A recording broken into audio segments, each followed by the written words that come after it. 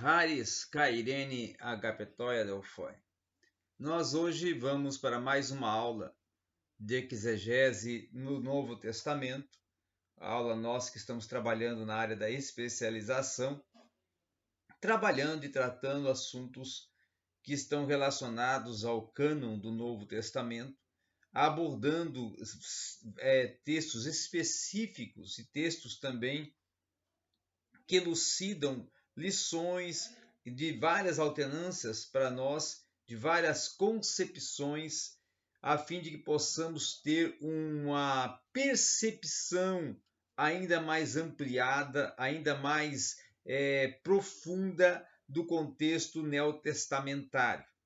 Essa é uma proposta de uma especialização, de um aprofundamento que estamos concebendo para o pastor Márcio Malvestio, ali na Inglaterra, e para todos vocês também que porventura acessam aqui o nosso canal A Rota da Teologia, que tem a oportunidade de também estar compartilhando este momento de ampliação e fomentação dentro do contexto neotestamentário das Escrituras Sagradas.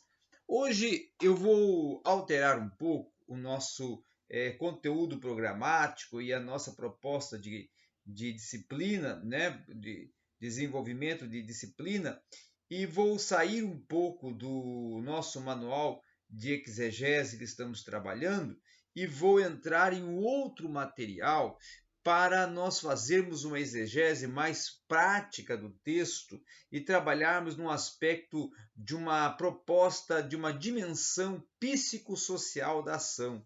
E essa é uma exegese que eu vou fazer de uma forma mais voltada a uma análise sociocultural e psicossocial dentro do contexto dos evangelhos. Então eu vou buscar aqui no evangelho, principalmente no evangelho de Marcos, né, que dentro do cânon do Novo Testamento ele é, na ordem cronológica, o primeiro evangelho a ser escrito, e ele tem algumas peculiaridades psicossociais que nos são de grande valia para nós podermos pensar, refletir e desenvolver uma exegese dentro do que está proposto nesses 3 versículos, nesse colchete de que nós vamos estar lendo agora, no capítulo 1 do Evangelho de Marcos, nos versículos 9, 10 e 11, onde vou desenvolver esse colchete exegético.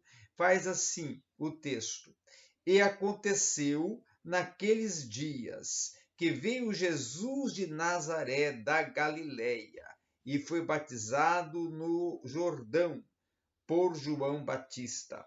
E imediatamente saindo da água, ele viu os céus abertos e o Espírito como pomba descendo sobre ele. E ali veio uma voz do céu dizendo: Tu és o meu filho amado, em quem me comprazo. Essa versão que estou utilizando é a King James Version, uma versão que eu aprecio bastante. Muito bem, aqui nós temos que considerar alguns termos que estão destacados, que vão identificar um relacionamento de Cristo com Deus, de Deus com Cristo, ou seja, do Pai com o Filho, do Filho com o Pai, tá?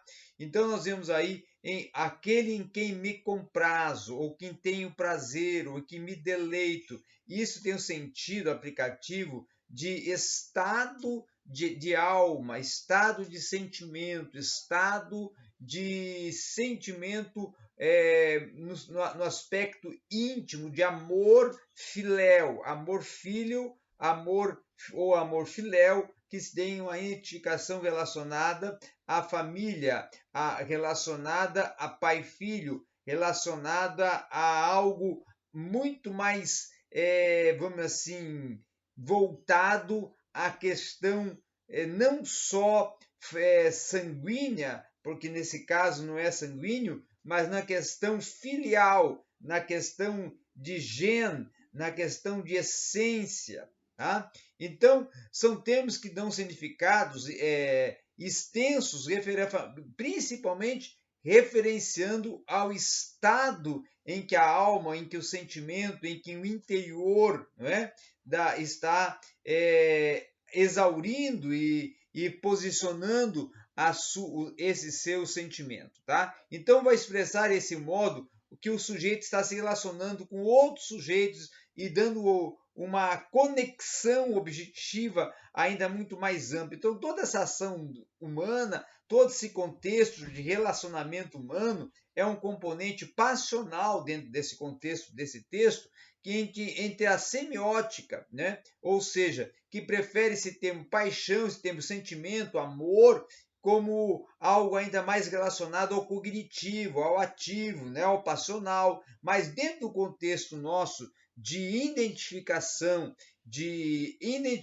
da deidade, identificação da divindade e identificação filial de Cristo como Filho de Deus, aí dá um sentido mais identificador no aspecto sociocultural, aonde está havendo uma declaração social para espiritual e social. Por quê? Porque Deus está declarando não só para João Batista, mas aos presentes ali, que aquele momento quem estava ali era o autor da vida, o Criador, aquele que era o Verbo encarnado, o Cristo revelado, a palavra revelada, o Salvador, o Soter, e este momento era um momento ímpar, aonde o Pai estava identificando que ele era o Filho, aonde o Espírito estava vindo em forma de pomba e pousando sobre os seus ombros, e aonde também o Filho, o Deus Filho, estava cumprindo a missão, ou dando início ao cumprimento oficial de sua missão, a partir do ato batismal. Também vamos ver aqui que essa exegese ela vai focar a ação dos sujeitos, tá? A ação daqueles que estão em destaque, que são os personagens centrais dentro do âmbito desses 3 versículos que formam esse colchete textual. Então, aí temos explicitado o sentimento e a declaração do Pai, no caso do Deus Pai, a obediência e o cumprimento da missão do Filho e a participação de João Batista como precursor e como aquele que está atento a ouvir a voz do Pai e perceber que a presença do Espírito em forma corpórea de uma pomba, simbolicamente. Então, nós vemos aí também, e temos que aplicar alguns critérios para a tomada de decisão exegética, como, por exemplo, evitarmos o psicologismo na análise. Não fazemos uma análise totalmente psicologista, onde vamos verificar ou analisar só questões psicossomáticas ou psicológicas ou voltadas a aspectos psicológicos, mas temos que permitir que ocorra conceitos, princípios, que sejam princípios e conceitos discursivos de uma análise interpretativa, onde o conceito aplicável é o amor, onde o conceito aplicável é a declaração do Pai, onde o conceito aplicável é o cumprimento da missão, onde o conceito aplicável é essa exposição socio-religiosa, tá? Socio-religiosa. Também vamos ver aqui que neste contexto ocorre uma modalização do sujeito pelo querer da sua categorização sêmio-discursiva, ou seja, ali está se categorizando que ele é o filho. Que filho? O filho amado, o filho único, o filho unigênito. Então o sujeito está sendo modalizado, categorizado e também está sendo atribuído a ele as condições aferitivas sobre o que o pai o considera. Então está havendo uma intersubjetividade e uma diretividade de terminologias semióticas e constitutivas da pessoa do filho, e dentro do que o pai o conceitua, tá? Outra questão também, nós vamos ver que Marcos está apresentando o relacionamento filéu, pai-filho, filho-pai, está relacionando também, apresentando a declaração do amor de Deus, está apresentando também um projeto soterológico salvífico a partir do cumprimento da missão e da esperança que está nesta missão, no aspecto temporal e no aspecto social, no sentido socio-religioso, tá?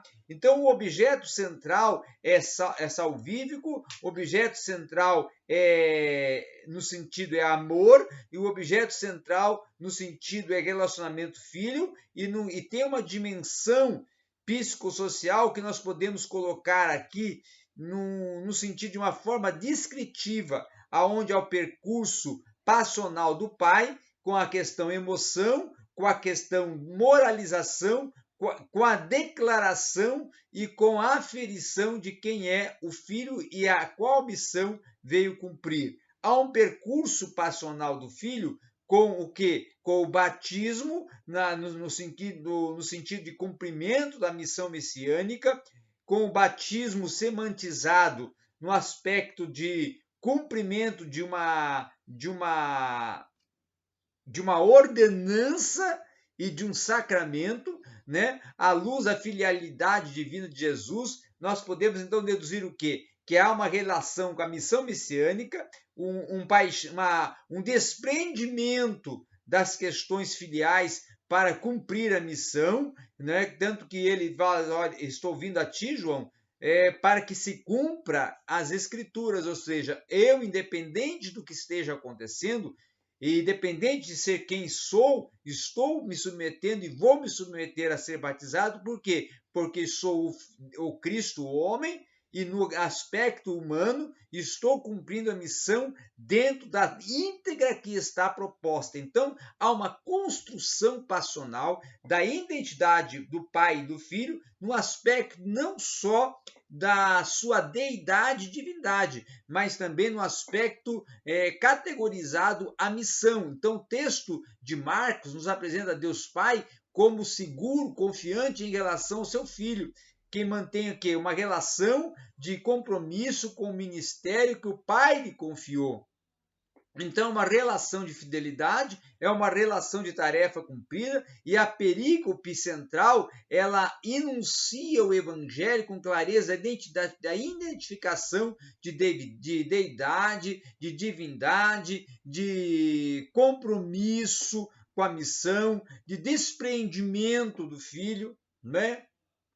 E da participação também da Trindade, dando uma autentificação a este momento que está ocorrendo. Então, esse batismo e esse ato inauguratório do ministério de Cristo. Então, o desprendimento aqui nós podemos considerar uma paixão, um amor, um sentimento virtualizador, atualizador, em que a alteridade, a fidelidade e a persistência e o desprendimento são as marcas que estão compondo todo o desenvolvimento desse texto. Então, existe também um caráter da Boa Nova, que é a marca do livro do Evangelho de Marcos, a Boa Nova social, a Boa Nova do Filho, a Boa Nova da construção identificadora do Evangelho a partir da pessoa do Cristo, e o cumprimento de um aspecto relacional com o Evangelho de Marcos, com Isaías 42, quando ele fala: eis o meu servo a quem eu sustento, o meu eleito em quem eu tenho prazer. Coloquei o meu espírito sobre ele, justiça para as nações fará brotar, não gritará, não levantará, não deixará ser ouvida na rua a sua voz, a cana rachada não esmagará e a torcida bruxiliante não apagará. Fielmente fará brotar a justiça, não desanimará e não será quebrado, até que estabeleça na terra a justiça e a sua lei, e as ilhas tenho esperança. Então, esse texto de Isaías 42, ele se adequa, ele se relaciona, ele vai de encontro à proposta central do Evangelho de Marcos no âmbito socio-religioso, no âmbito da psicossocial, da compreensão do homem dentro do seu contexto social, desse contexto social que vive ali os romanos, romanos, que vive ali também os judeus, principalmente, os romanos, né, sendo os que estão no sentido da elite, do governo, do domínio, e os judeus no sentido daqueles que estão sendo rejeitados, escravizados, pisinhados, os gentios, os estrangeiros, que muitas das vezes estão sendo ali objeto do descaso, e Cristo, então, como aquele que é o centro da restauração, dessa identificação, dessa restauração psicossocial e dessa busca por uma oportunização para aqueles que são rejeitados, no caso, pelo contexto político, socioeconômico e que estão à margem da sociedade. Tá? Então, aí nós vemos a questão do caráter libertador da tarefa do escravo, né? Do caráter restaurador da proposta restauradora do evangelho e também do compromisso, do comprometimento de Cristo com a sua missão. Então, os conceitos básicos aqui que nós podemos colocar é amor sem igual, tá? Um amor incondicional. Aí ele vem acompanhado de anseio, vem acompanhado de cumprimento, vem acompanhado de desprendimento e vem acompanhado de afeto e afeição, tá? Então, nós vamos ver também que dentro dessas paixões complexas, dentro da complexidade dessa ação de amor, que estampada, registrada com a declaração "Este é meu filho amado em quem me comprazo", nós vamos ver aí uma declaração que ela marca o sentido identificador no âmbito social e no âmbito psíquico. Por quê? Porque Deus está, como Deus Pai, identificando o sentimento, identificando a realidade de quem ali está e identificando a operacionalidade do cumprimento da missão que está sob Cristo, e também vendo aí, e surge aí uma alteridade no sentido de pai e filho no aspecto missional, no aspecto das tarefas, das ações, da modelização de cumprimento de operatividade que está no pai e que está no filho, na distribuição de atividades. O pai apontando quem é o filho cumprindo a tarefa e demonstrando sujeição, e o Espírito selando o compromisso e selando o evento com a participação daquele que está conduzindo a Cristo em seu ministério, como o guia e como aquele que está para lhe fomentar a toda projeção ministerial e da missão que lhe está atribuída pelo Pai. Vemos também nessa leitura, nesse desenvolvimento textual, uma questão da ação missional da ação, não é? Essa ação missional a partir da dimensão missional de Cristo, aonde ele se compromete com a prática de cumprir até a ordenança do batismo, de cumprir a integralidade da sua missão, de iniciar o seu ministério a partir não de um ritual, mas a partir de uma ordenança, a partir de uma declaração pública, a partir de uma identificação e a partir de uma sujeição e uma ação psicossocial, aonde Cristo declara que ele vem para restaurar, ele vem para recuperar, ele vem para causar um impacto e não só causar um impacto como filho amado de Cristo, mas aquele que vem para restaurar, recuperar, para conceder a salvação, a restituição, a restauração e o reposicionamento social a todos que virem até ele como o centro da restauração através da ação soterológica, da ação salvífica que lhe está confiada.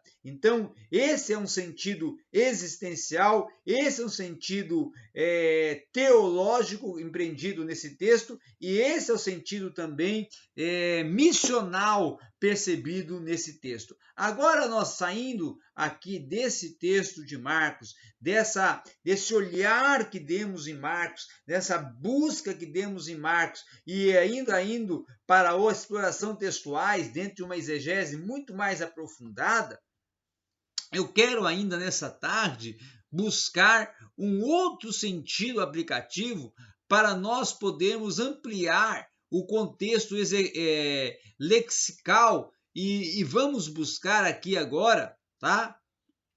Dentro dessa proposta, o que está dentro da chave linguística e depois nós vamos sim para as variantes textuais do Novo Testamento. Então, nós vamos buscar agora essa declaração a partir de uma análise exegético específico dentro da proposta textual, tá? Dentro do que está proposto textualmente a partir do que vem endereçado pelo próprio Marcos dentro da proposta do seu evangelho, dentro da proposta do que vai propor a chave linguística como uma ferramenta que nos elucida, que nos esclarece alguns sentidos aplicativos da textualidade e da produtividade em que está aferindo o texto no aspecto relacional, no aspecto aferitivo, né? Eu vou, assim, dar uma atenção toda especial para, principalmente, essa proposta de Marcos, porque eu considero que esse texto, principalmente, tá? Ele nos traz algumas questões pertinentes à sociabilização, a aspecto declaracional da missão, da teologia do Evangelho de Marcos, que nos são muito importantes para pensarmos, refletirmos. Então, eu estou indo buscar aqui, e já estou aqui já nessa busca, dentro de um contexto já, vamos assim, mais aplicativo. Eu vou aqui agora já começar a analisar algumas questões para nós podermos perceber e aferir uma exegese. Vamos a partir do versículo 8, não, a partir do versículo 9, vamos até o 12, tá? Eu vou na psicossocial, fui até o 11 aqui, na exegese, a partir da chave linguística, eu vou até o 12, tá? Então, aqui nós vamos ver primeiro uma declaração passional utilizando o grego auristo e utilizando a declaração aurista, aonde a palavra em destaque, que é o termo filéu, tá? E ele tem um sentido de indicar uma ação, de indicar uma separação céu-terra, terra e céu, circunstâncias especiais, temporais, a pomba no sentido simbólico de uma representação da pessoa do Espírito Santo.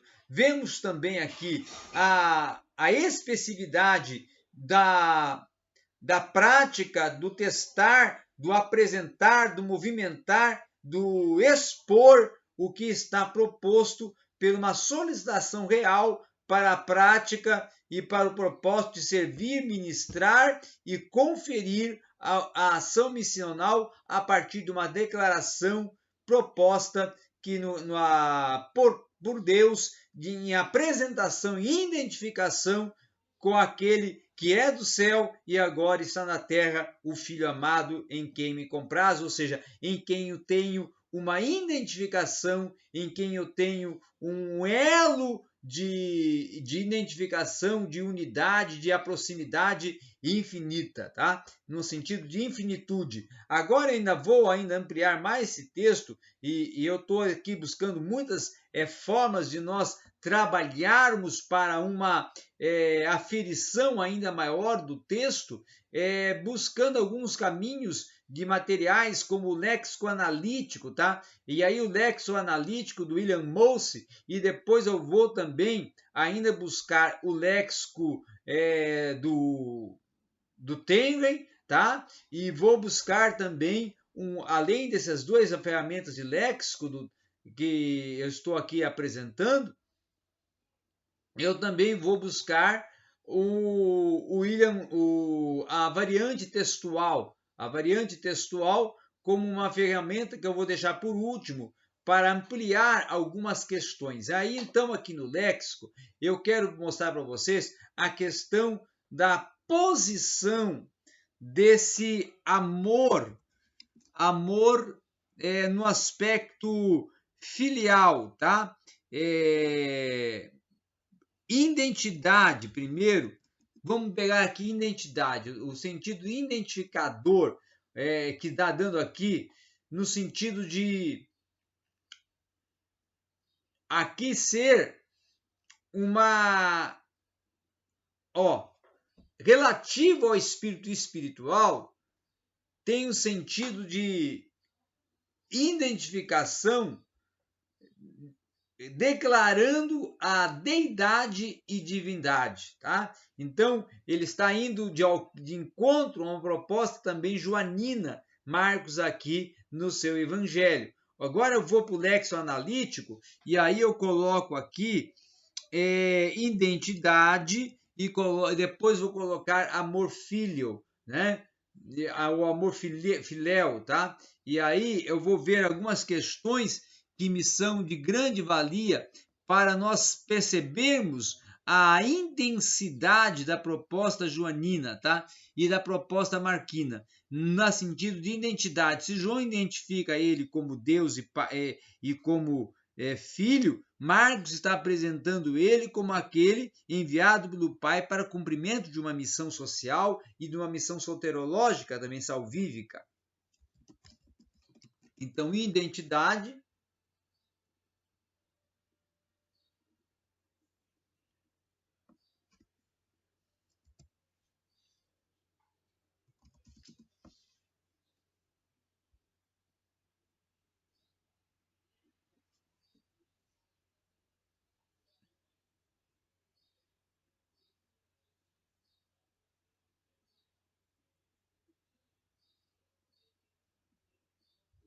Olha aqui, olha aqui. Este amor aplicado em Marcos dá o sentido de verdade divina revelada ao homem.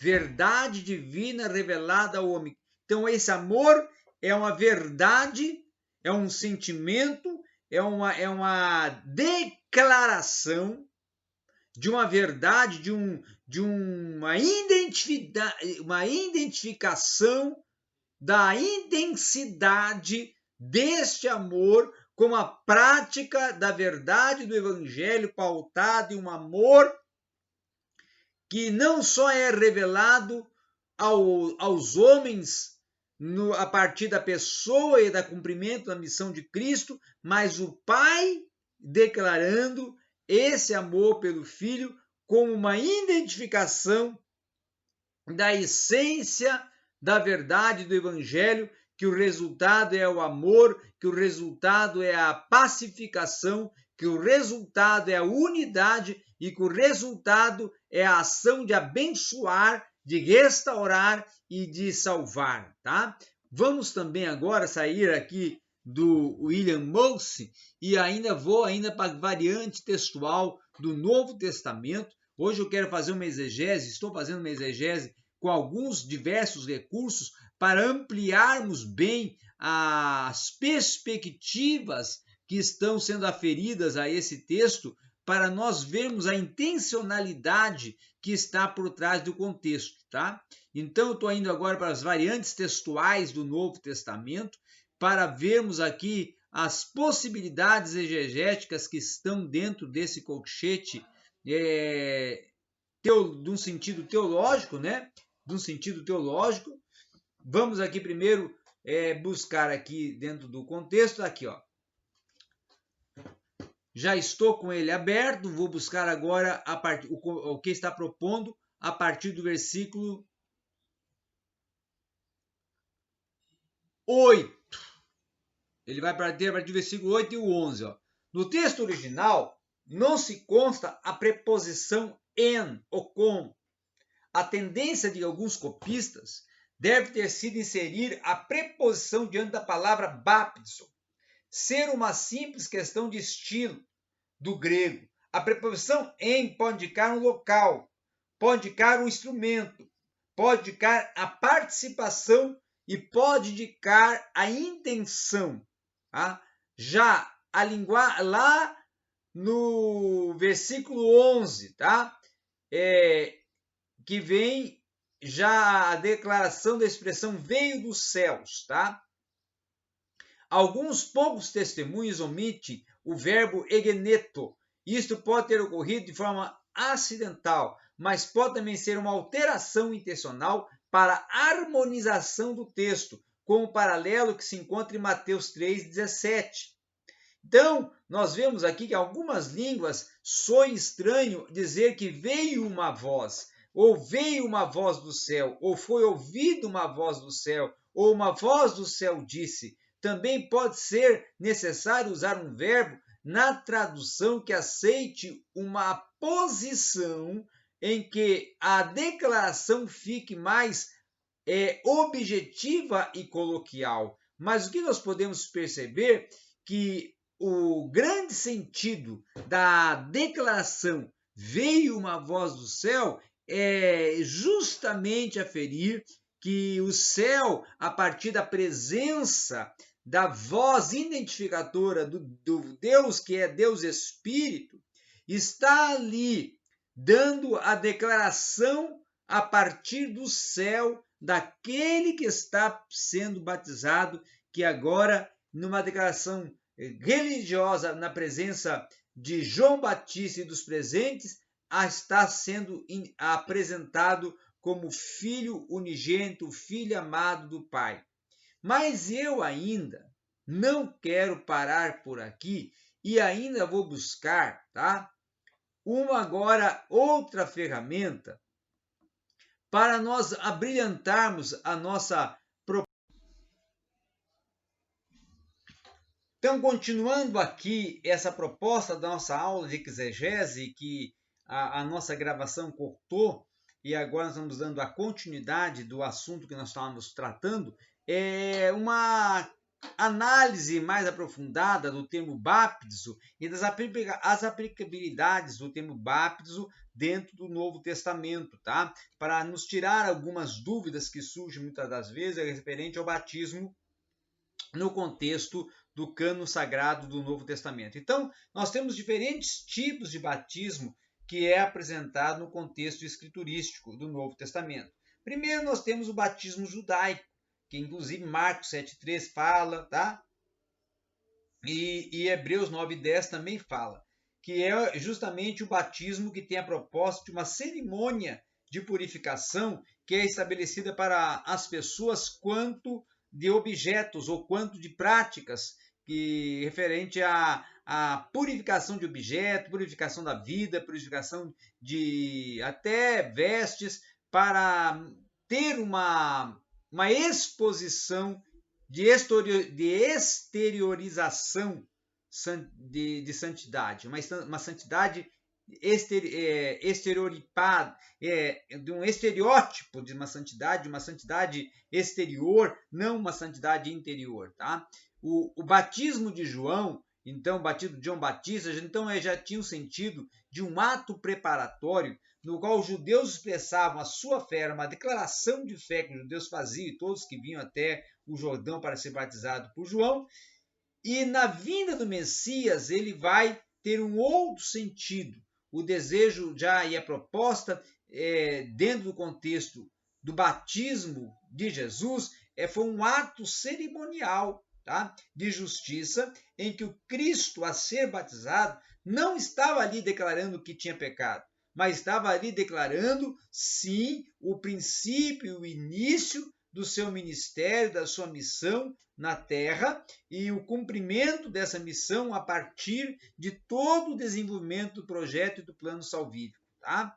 Cumprindo realmente a integralidade das Escrituras. O batismo também tinha o sentido escatológico de apresentar que esse batismo ali era uma morte, ressurreição, que no sentido de preparação que o Senhor estava ali apresentando com o cumprimento da sua missão, da consumação da sua missão, né? Com a sua morte, sepultamento e ressurreição. A morte, sepultamento e a ressurreição de Cristo, como o sentido da grande ação e intervenção salvífica através da missão de Cristo, do seu sacrifício expiatório. O batismo espiritual já é o batismo que tem a obra, a intervenção e a participação da obra sobrenatural do Espírito Santo, a qual os cristãos se unem ao corpo de Cristo, que é aquele batismo com o Espírito, tá? Não o batismo no Espírito. Também temos o batismo cristão, que é um ato cerimonial instituído por Cristo e praticado pelos apóstolos e que vai retratar aí a morte e a ressurreição. O batismo de fogo, aí é o batismo relacionado ou indicado ao batismo no Espírito Santo e ao batismo de justiça e juízo na segunda vinda de Cristo. Então, esses termos aplicativos do termo baptizo, é bom nós termos uma avaliação e análise mais detalhada para a compreensão da dimensão do termo e da proposta que está inserida no contexto do batismo. Ok? Então era essa a nossa aula de hoje, nossa proposta de uma exegese mais coloquial, mais histórico-gramatical e mais voltada à praticidade exegética.